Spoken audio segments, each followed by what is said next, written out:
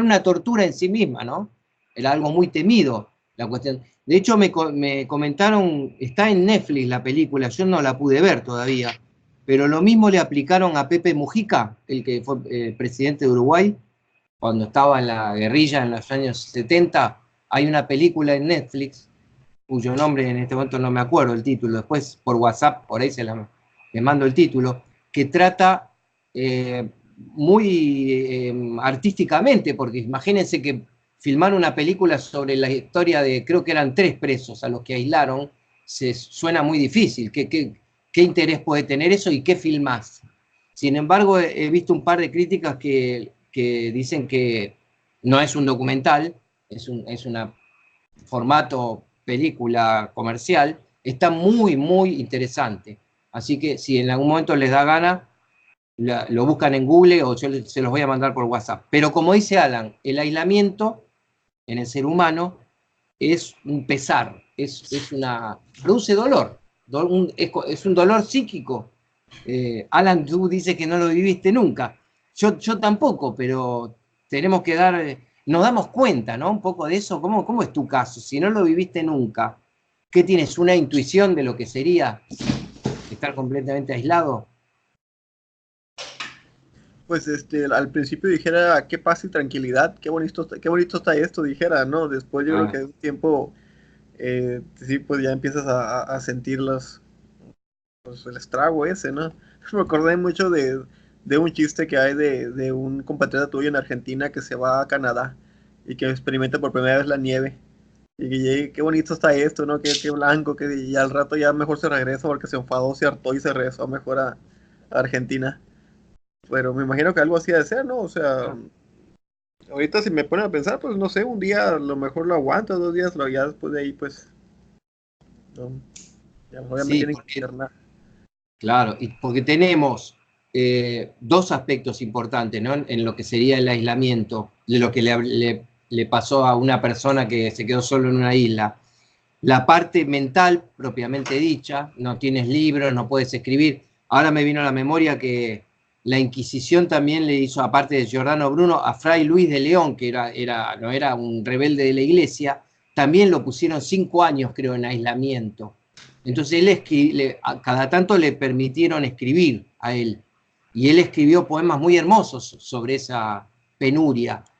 Y lo que ocurre si te ponen en aislamiento, al poco tiempo, como dice Alan, es que aparte de que la mente necesita un alimento, ¿qué pasa con los afectos? La principal tortura del aislamiento es la que ya no ves a tus seres queridos, no tienes noticias de ellos, no hay noticias del mundo, o sea, hay un vacío existencial que parece ser imposible de sobrellevar. Entonces, este hombre acá, apenas ve una oportunidad, se genera un personaje ficticio llamado Wilson, y observaron un detalle que hace con Wilson cuando él intenta prender fuego, crear fuego. Hay un detalle para rescatar Que le que pregunta forma parte de la motivación. Se pone a dialogar. ¿Y qué le dice a Wilson?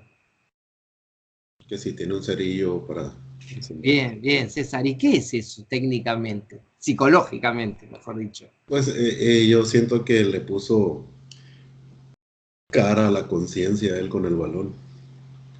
O sea, se está hablando él mismo, pues, reflejando en el balón ese diálogo interno. Muy bien. Y es verdad, se está hablando a sí mismo, no está psicótico. Él sabe que es una pelota, que Wilson le puso ese nombre porque es la marca, pero eso lo ayuda. Yo te preguntaba, cuando él le hace lo interroga a Wilson, parece un rasgo muy humano. ¿Qué le pregunta? ¿Qué significa esa pregunta? La pregunta de ayuda, pues casi, pues De ayuda, pero ¿no hay un toque de algo más también ahí? Para algunos de ustedes, ¿no hay un toque, no es una pregunta como irónica? como un reclamo, ¿no? Un reclamo es una posibilidad, y yo noto un matiz de otra cosa, que es importante también como motivador. Puede ser como sarcasmo, ¿no? A la vez. Un sarcasmo. O sea, ¿podría ser que esté ejercitando su sentido del humor? ¿Aceptan esa posibilidad? Sí, porque ya sabe obviamente que ni va a obtener respuesta, ni hay cerillos, entonces es como que ayúdate, ¿no? Ayúdate, que nadie te va a ayudar. Claro, muy bien. O sea, entonces utiliza el humor.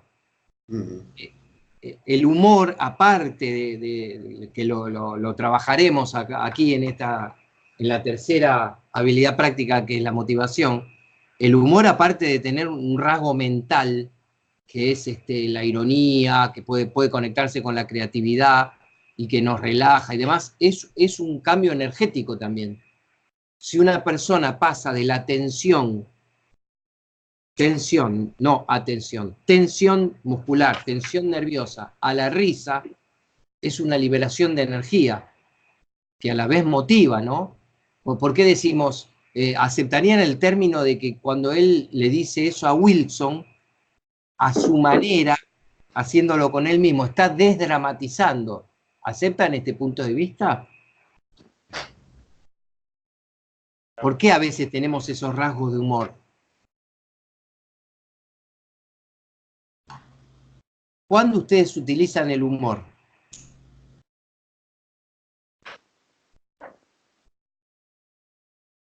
Normalmente cuando estamos, bueno, pueden ser muchas situaciones distintas, ¿no? Pero normal cuando estamos felices, ¿no? Pero también en momentos difíciles para automotivarnos precisamente, ¿no? Como que es la herramienta, como la herramienta del momento a la que podemos acudir, porque tenemos la actitud o el tiempo, el temperamento para decir, cambiemos de chip en este momento, ¿no? Y lanzo el chiste o lanzo el comentario sarcástico como una especie de catarsis mínima para darle giro a todo ese malestar o problema que hace a tener alguien, ¿no? Bueno, al menos yo sí lo veo, que a veces uno también exagera o excede en querer bromear o llevar un momento de lúdico, pero así la mayoría de las veces es para cambiarle, darle un giro a la situación. Muy bien, o sea, le damos un giro, nos automotivamos, como dijo Rubén, y si no es que estamos solos y usamos el sentido del humor con otra persona, aun cuando estemos en dificultades, no solo nos estamos motivando o automotivando, también si el chiste es acertado, ¿no? Si el sentido del humor funciona bien, estamos motivando a otras personas. ¿Están de acuerdo con esto? Sí, es. Y lo último que aparece cuando él consigue el objetivo, ¿qué es? ¿Cómo lo llamamos a eso? Un éxtasis de alegría. Un éxtasis, muy bien. Está eufórico, ¿no, Rubén? Sí, así es. Primero es alegría, después primero es alegría cuando ve, no puede creer que ya produjo fuego, pero en la última escena final, que es la fogata, ya está eufórico y canta una canción y ha cambiado completamente su ánimo, ¿no? Entonces, ¿tienen abierto ya el archivo PowerPoint? Sí. Me gustaría un primer acercamiento antes de la primera pantalla, que lo vamos a ver ya en el PowerPoint, pero ¿qué es lo primero? ¿Por qué también está la motivación y la desmotivación? Hay un par de factores fundamentales en la vida, creo que van a estar completamente de acuerdo, los dicen todos los psicólogos del mundo, que son el placer y el dolor.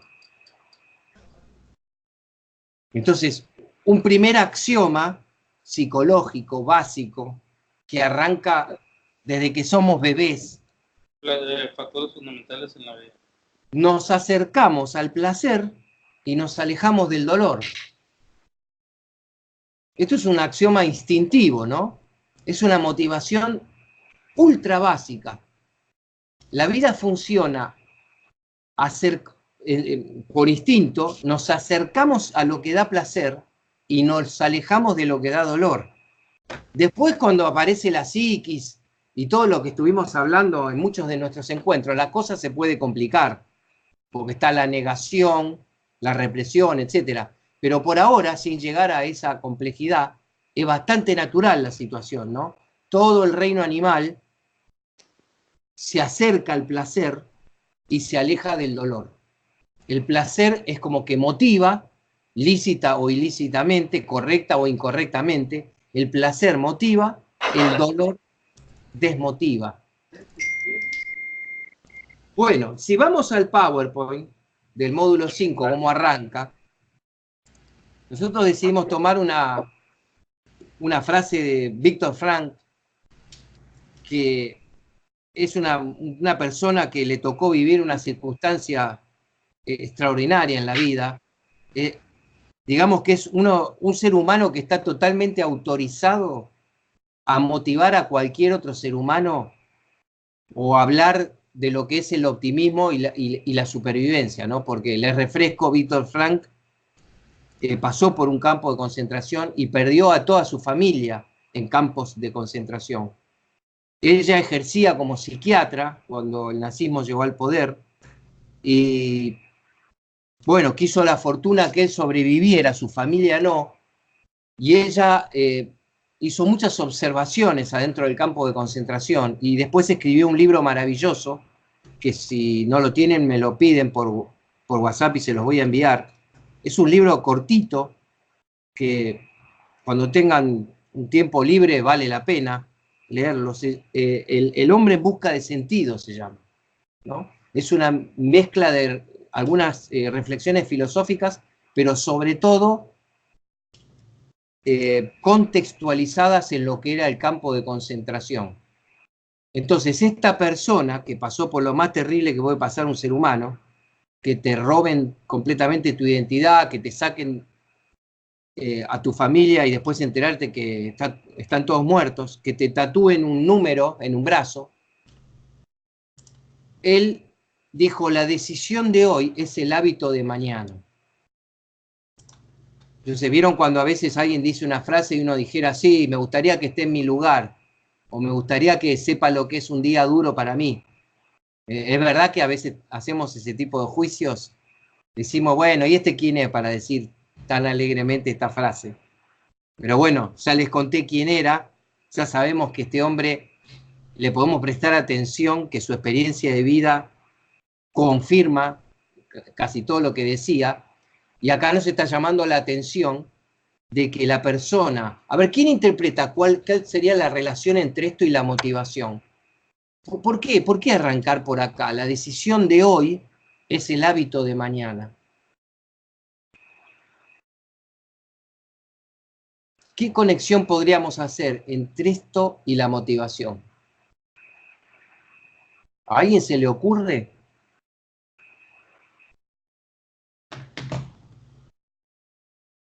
¿Cuál sería esa relación? Les pongo de nuevo el ejemplo de la puerta que me pidió Rubén ayuda, y me dice, me la muestra, y yo digo, son 2 tornillitos, en 10 minutos lo arreglo. Y luego me encuentro con un problema. Necesito motivación para terminar la tarea. ¿Tendrá alguna relación con esta frase de Viktor Frankl?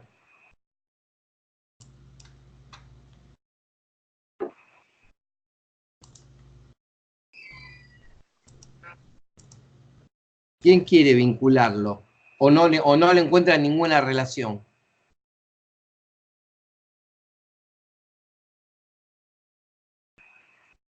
¿Hace falta motivación para tomar determinados tipos de decisiones? Sería otra forma de formular la pregunta. ¿Quién me ayuda con esto? ¿Quién me pone un ejemplo donde a veces para tomar una decisión se necesita una carga motivacional, se necesita un quantum de motivación? ¿Quién me da un ejemplo? Si quieren un ejemplo de la vida reciente de ustedes. O incluso algo que todavía tengan por hacer, que lo tienen pendiente. ¿Cuándo una decisión requiere de motivación? Quizá cuando vaya a tener algún impacto en nuestra vida, por ejemplo, con decisiones no tan fáciles, quizá, decisiones difíciles. La pista sería esa, ¿no, Rubén? Las decisiones no fáciles, porque si yo te digo, Rubén, sabes que he decidido que nos tomamos 15 días de vacaciones y nos vamos a Cancún. ¿No parece que tras esa decisión hubiera tenido que haber mucha motivación? Porque no suena difícil tomarse 15 días de vacaciones e irse a Cancún, ¿no? Sí es. ¿Quién va a decir que no? ¿Quién va a... Muy buena ese comentario. ¿Quién va a decir que no? Ahora, hay decisiones que requieren de motivación. Y me pones un ejemplo. A mí me vino enseguida un ejemplo de tu casa, Rubén. Me vino, no sé por qué, me vino enseguida algo que nos has contado, de tu hijo, por ejemplo, y a ver si por ahí construimos un ejemplo. ¿Qué pudiera ser? Pues yo, por ejemplo, en mi caso casi rara vez le pego a mi hijo. Es un niño inquieto, pero muy buen niño, ¿no? Hace sus tareas y eso, pero sí es inquieto. Y ha llegado a ser grosero, ¿no? En ocasiones, como todos los niños, pero no me gusta pegarle, ¿no? Trato de no hacerlo. Casi siempre andamos con que, y a lo mejor es hasta malo, ¿no? A cierto punto de que le dice uno, te voy a pegar o te voy a agarrar el cinto, no lo haces, pues. Yo en mi caso no lo hago porque lo veo, no me gustaría pues que él tenga, cuando crezca, que no tenga esa impresión de mí, pues mi papá me pegaba, mi papá me golpeaba, eh, trato de no hacerlo, muchas veces simplemente con el hecho de decirle, pues, te voy a pegar, muchas veces ya con eso reacciona y hace lo que tenga que hacer, ¿no? Si se trata de tareas, o de meterse a bañar, o de desayunar para irnos a la escuela, cosas así, batalla para que coma. Entonces, quizá esa pudiera ser una, ¿no? O sea, la decisión mía de no golpearle, de no pegarle, para mí es importante y representa, pues, el qué dirá él mañana, ¿no? No sé.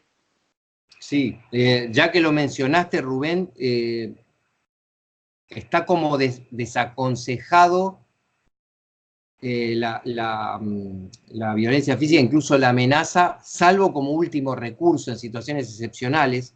Y si te interesa y me lo recuerdas, también tengo una obra muy buena de cómo ser mejores padres con inteligencia emocional, y hay muchos recursos en esa obra que son alternativos a tener que llegar a la amenaza de violencia física. Sí, Porque sí. como tú dices, la paradoja del padre es que también que tiene que decidir poner límites todos los días, ¿o no? Es así, ¿no? Tu experiencia es esa. Todos los días, como padre, en tu rol de padre, si hace falta, todos los días tienes que estar decidido a poner límites. ¿De acuerdo? Así es. ¿Y qué te motiva? Porque grato no es. O sea, para distinguir lo que es, ¿se acuerdan? El placer-dolor. No causa placer reprender a un hijo, imponerle un castigo, hacerle una advertencia. No es placentero, pero sin embargo lo hacemos. Por fortuna, la mayoría de los padres intentamos educar a nuestros hijos, a pesar de que muchas veces la tarea no es grata. ¿Qué te motiva a ti? Recién lo dijiste, Rubén, un poquito. ¿Qué me motiva? Pues Claro. el no pegarle, pues eso, ¿no? El que él no crezca con esa impresión de mí, de su mamá, Exacto. de que fuimos unos padres que le pegaban. Digo, quizás me estoy yendo a los extremos, pero en Sonora, donde nosotros vivimos, es muy común, luego la mamá, el papá agarran la chancla la chancla es la sandalia. Sí, sí. Y rápido le pegan al niño, a la niña, ¿no? No averiguan mucho. Primos míos, yo me acuerdo cuando yo estaba niño, había un primo, José se llama, cómo le pegaba a su mamá, y ellos eran muy de una religión, no voy a decir de qué religión para no entrar en controversia, pero ellos tenían la creencia esa, mi tía y mi tío, de que, aquí vamos a tener esta varita mágica, ¿no? De madera, y la tenían colgada en la sala. Al menor travesura que hiciera mi primo o que no hiciera caso en cuanto le hablaban, agarraban esa varita y bolas le pegaban con esa varita y se retorcía del dolor, lloraba. Ya después con el tiempo ya no le hacía la varita, le pegaban y ya no lloraba. Y no sé si tuvo que ver eso, pero mi primo, pues no, de grande no siguió el buen camino, ¿no? Se fue por el camino equivocado, digamos. Entonces, yo no creo que el pegarle a los niños, por ejemplo, realmente funcione, ¿no? A mí nunca me pegaron mis papás de niño y siento que a lo mejor no fui perfecto ni nada, pero metí mis errores y todo, pero aquí estamos, gracias a Dios, y no hubo necesidad de que a mí me pegaran, pues. En cambio, mi esposa, a ella me platica que su mamá sí le pegaba y digo, no, lo normal, pues, pero, pues, yo siento que no es necesario, no sé, ¿no? Creo que se puede llevar la educación de los hijos y asegurar que ellos sean buenos ciudadanos el día de mañana sin tener que recurrir a esa distancia, ¿no? De pegar. Pero fíjate qué interesante lo que contaste, Rubén, y cómo confirma la importancia de lo que dijo Víctor Frank. Cuando tú contaste de tu primo, ¿era? Sí. Bueno, ese padre, porque una cosa es que yo le dé un chirlo a un niño pequeño, porque hay excepciones tampoco es violencia física, a un niño muy pequeño, darle una palmada, una chancletada, como dicen ustedes, cosas cuando todavía no hay manera de hacerlo entrar en razones por el lenguaje. Mientras no sea un exceso, esas excepciones están contempladas dentro de la educación infantil. Lo que pasa es que, como tú contaste, cuando un padre decide un día pegar y al otro día vuelve a decidir pegar, termina en el hábito. En cambio, el padre que decide no pegar y cada tanto lamentablemente cae en ese descontrol emocional, siempre lo va a tener como una excepción, porque su decisión es no pegar. Lo que lo motiva, como tú dijiste, es el cuidado de no hacerle daño al hijo y que el hijo después, obviamente, no pague las consecuencias cuando sea grande. Por eso, a eso se lo llama afecto finalmente, ¿no? Nosotros educamos a nuestros hijos porque los queremos, no simplemente porque tienen que ser buenos ciudadanos y se tienen que sacar buenas notas en el colegio. De verdad los queremos, además. Esa es la prioridad. Pero ¿qué ocurre? Si yo tengo el parámetro de que sí se puede pegar, la decisión de hoy, como dice la pantalla, es el hábito de mañana. Y eso es un problema muy importante. En cambio, al revés, la excepción no va a dejar marcas. Y apenas yo pueda, incluso si se trata de un niño al que yo le puedo hablar, le puedo pedir disculpas. Le puedo explicar que yo me descontrolé o que no me dejó una opción. Entonces, en muchas obras importantes, ¿no? para la educación infantil, se habla de que se intercambian estos mecanismos. Si vos llegás a golpear a un niño, luego le pedís disculpas y tratás de que no suceda nunca más. No lo tomás como una decisión ya fija que dé lugar al hábito. Entonces, esto es lo importante de lo que estamos diciendo ahora. Para la decisión difícil necesitamos más motivación. Sí, sí. Entonces, si me quieres hacer acordar, Rubén, para ti también, Alan, puede ser bueno. Total, si no lo pueden leer ahora, que es lo más probable, ya lo tienen en su poder. Me lo piden por WhatsApp y lo envío. Bueno, siguiente pantalla, la pantalla 2. Las emociones como fuente de motivación. Desde un punto de vista psicofísico, antes Alan nos dio una definición, Alan la había sacado de Google, ¿no? De la Real Academia, lo que nos leíste antes. Sí. Claro, es la definición que vamos a encontrar en Google, de la Real Academia, que son todas correctas, origen etimológico, pero ahora vamos a ver un aspecto adicional.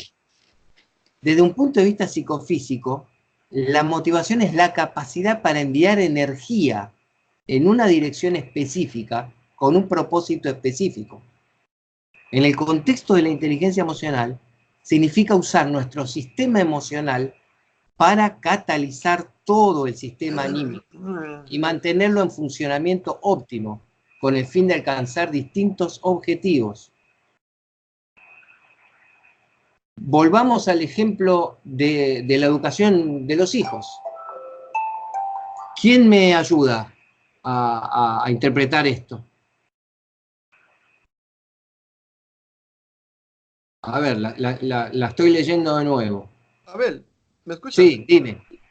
Entonces ahorita me quedé con la duda, te quería preguntar. ¿El darle nalgadas a los hijos es un descontrol emocional?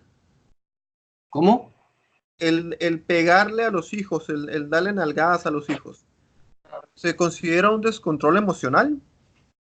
No, Alan, yo pienso que cualquier acción, en principio cualquier acción, es muy interesante tu pregunta porque nos hace recordar un aspecto que tal vez no fue suficientemente profundizado en su momento. Tú ves a una persona que está, le dio una cachetada a un niño en la calle. ¿Tú qué dirías? ¿Que está con control emocional o está sin control emocional? No, sin control, eso, como dicen, ¿no? El elogio en público, las regañadas deben ser en casa. Ok. O sea, para ti esa persona, supongamos que es un varón, o mejor queda una mujer, queda más elegante, la mamá le pegó una cachetada. Tú dices que es de control. Yo puedo opinar lo mismo que tú, en una charla, en un bar, como amigos. La pregunta del millón, Alan, es esta. ¿Cómo sabemos con certeza si eso no es descontrol emocional? Este punto me parece que no había surgido. Gracias por la pregunta, Alan.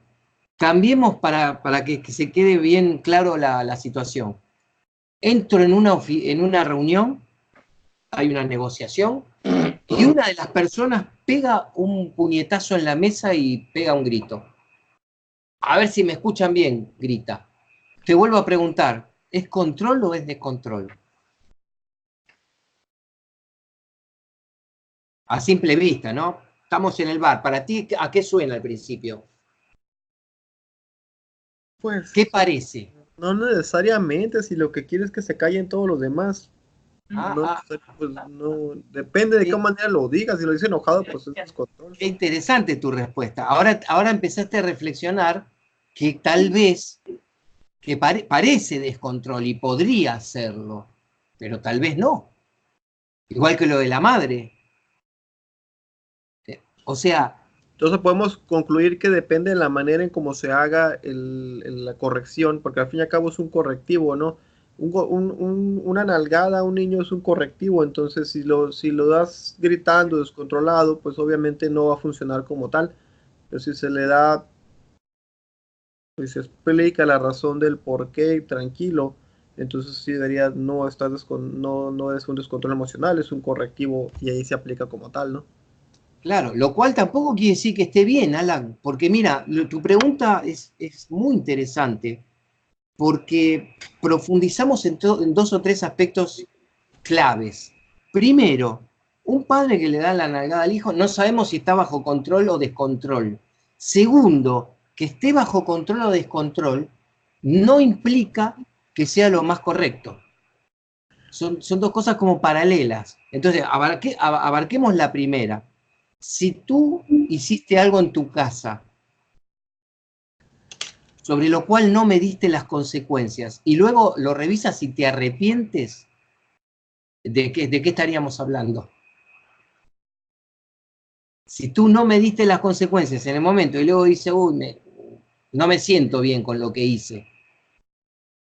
Claramente, ¿de qué estamos hablando entonces? ¿De Pues control sí, o de descontrol? ¿A qué te suena a ti? de control, ¿no? Que estás, ya lo meditaste, ya te diste cuenta que la regaste, ¿no? O sea, actuaste por impulso. Pero dices que después te diste cuenta de que, o sea, después te Sí, diste pero cuenta de que después, estaba mal. Alan. Claro, pero después. O sea, volvamos a una de las definiciones posibles de control emocional. Es la medición de las consecuencias de lo que voy a hacer. Esto es desde una pequeñez, desde una cosa muy chiquitita, contestarle mal al cónyuge, a un compañero, hasta pelearse en la calle a patadas con una persona y desafortunadamente matarlo, o recibir un tiro de la otra persona. No importa el grado, la cuestión es, mido las consecuencias, soy consciente de lo que estoy haciendo, he decidido hacer tal cosa, eso es control. Ahora, eso no te exime, supongamos que decidí golpear a una persona hasta la última trompada. ¿Se dice trompada en México? Sí. Hasta el último puñetazo que me grabaron en video. ¿Se acuerdan que una vez le mandé de una persona que lamentablemente mató a otra y debe estar preso todavía? Si yo hasta la última trompada he medido las consecuencias, lo podemos llamar control emocional. Ahora, eso no implica que un juez me va a perdonar. Al contrario, cuando vean que lo decidí, habíamos dicho que la pena era mucho mayor. La segunda posibilidad es que yo actúe tan impulsivamente que cuando termino de pegarle al hombre, lo quiero ayudar, pero ya murió. Es el caso del video que les mandé hace unas semanas atrás. Entonces, lo impulsivo siempre tiene una dosis de peligro muy alta. Inclusive maltratar a nuestros hijos en casa, porque lo impulsivo siempre es que no medí las consecuencias. Ahora, si mido las consecuencias y no encuentro opciones en el momento, a eso lo podemos llamar control. Ahora, tu pregunta es buena porque debemos revisar los dos casos, tanto el descontrol como el control, y la verdad que sí, sería lo mejor de todo, porque el control emocional no define a una acción como buena.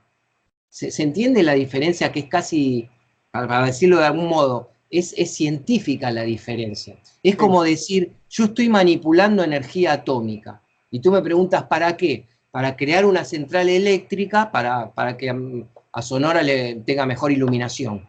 Entonces yo usé la energía nuclear con fines pacíficos. Ahora, esa misma energía nuclear yo la puedo usar para la bomba atómica. Entonces esto es parecido. La acción por impulso me puede salir bien, excepcionalmente, pero siempre está más llena de riesgos que de oportunidades. Ahora, la acción bajo control emocional, tomo una decisión y la ejecuto, no necesariamente es una acción correcta. También la tengo que revisar mañana, por las dudas. Entonces, vamos de nuevo a tu pregunta, Alan. Cuando tú le das algún día una nalgada a tu hijo, el único que sabe si estaba en control o no eres tú. Si estás más o menos bien de la cabeza, no tienes un trastorno de personalidad. Tus sentimientos te van a decir, estuve bien, no estuve bien. Si fue por impulso, te conviene registrarlo y evitarlo. Por eso estaba el primer concepto, que no se te convierta en un hábito. Cuidado, porque lo haces por primera vez, lo haces por segunda vez, por tercera, y se viene el hábito. Y ese es un problema. Es mejor el hábito de posponer lo más posible tener que llegar a una represión física. Pero ¿quedó clara la distinción entre control y descontrol y acciones correctas e incorrectas? ¿Me lo resumen ustedes a mí? Un segundito y ya nos vamos despidiendo hasta el jueves. ¿Cómo sería entonces la cosa entre control? Vamos a ponerlo acá, ¿no? Vamos a hacer como un cuadro. Si tenemos un cuadro, hacemos un cuadrado, y en el cuadrante izquierdo tenemos el control o el descontrol. Y acá tenemos lo correcto o lo incorrecto. ¿Qué dirían ustedes? ¿Hay una relación directa entre el control y lo correcto? ¿O puede haber una relación cruzada de los factores? Pues así como dijiste tú, no, pues el control sí se puede tener las dos, ¿no? Puedes estar en control y obviamente va a hacer lo correcto, o igual, lo meditaste todo, pero sabes que va a estar mal, o sea, sabes que va a ser incorrecto y de todas maneras así es incorrecto, ¿no? Pero yo creo que si estás en descontrol, muy probablemente siempre va a ser incorrecto, ¿no? Porque estás en descontrol. Bueno, a lo mejor un mínimo porcentaje sí podría salir, pero sería muy mínimo, ¿no? De que salga algo correcto si estás en descontrol.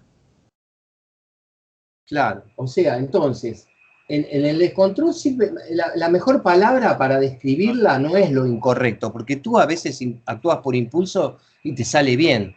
Y quizá excepcionalmente el impulso era la mejor opción que había, no había tiempo para pensar. Lo que sí podemos decir, como si fuéramos antropólogos que observan la realidad, que hacemos experimentos con los seres humanos, siempre que haya descontrol va a haber más riesgo.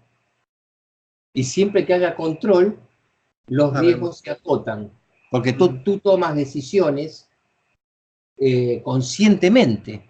Ahora, para redondear y complicarlo un poquito, Alan, y después lo retomamos. ¿Qué tal si en esa reunión que dijimos que entramos los dos, había una persona que golpeó la mesa y gritó? Y tú me dices, tal vez era lo que hacía falta en ese momento. Y quizá tengas razón. ¿Y qué pasa si yo opino muy distinto que tú y digo, para mí este hombre está manipulando a los demás? Está bajo control él, porque manipular es estar consciente de lo que estás haciendo.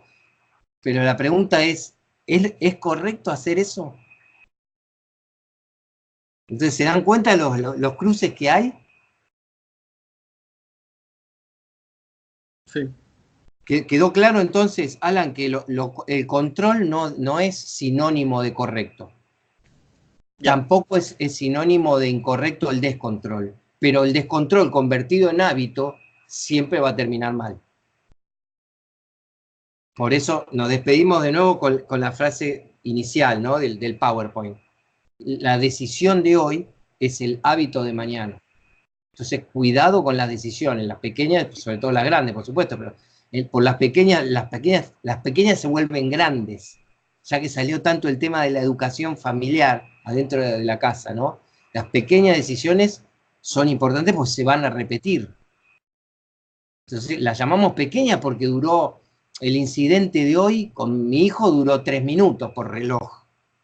Pero cuidado que si mañana se repite, y pasado se repite, o la semana que viene se repite con mucha frecuencia, y tú empiezas a sumar los minutos, la cosa se complica. Y como dijo Rubén, lo dejamos como pregunta abierta para el jueves que viene, ¿no? ¿Qué siente la otra persona que recibió una agresión? Esa es la pregunta importantísima, ¿no?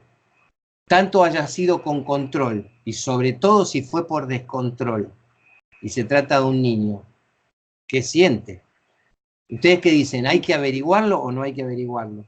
Sí, porque puede ser, por ejemplo, vamos a poner aquí el compañero habla, por ejemplo, de una nalgada, ¿no? ¿Qué tal si yo le doy una nalgada a mi hijo? A lo mejor otra persona no utilizaría una nalgada, a lo mejor le jala las greñas, por decirlo, ¿no? O el pelo al niño. Entonces puede ser una acción que el adulto cree es correcta, o vaya, de manera controlada y correcta. Esa es la creencia del adulto, de la persona que está aplicando el correctivo. Pero como dices tú, ¿qué siente el niño? El niño no sabe si lo estás corrigiendo o le estás haciendo daño por hacérselo. Muy buena observación, Rubén. Entonces, esa es la observación clave. Más que el daño físico, es el daño psicológico que le haces, pues. Un niño al sentir ese golpe o ese jalón de oreja o ese jalón de greña o esa cachetada, se marca, pues se va marcando de por vida. digo, es mi forma de verlo, ¿no?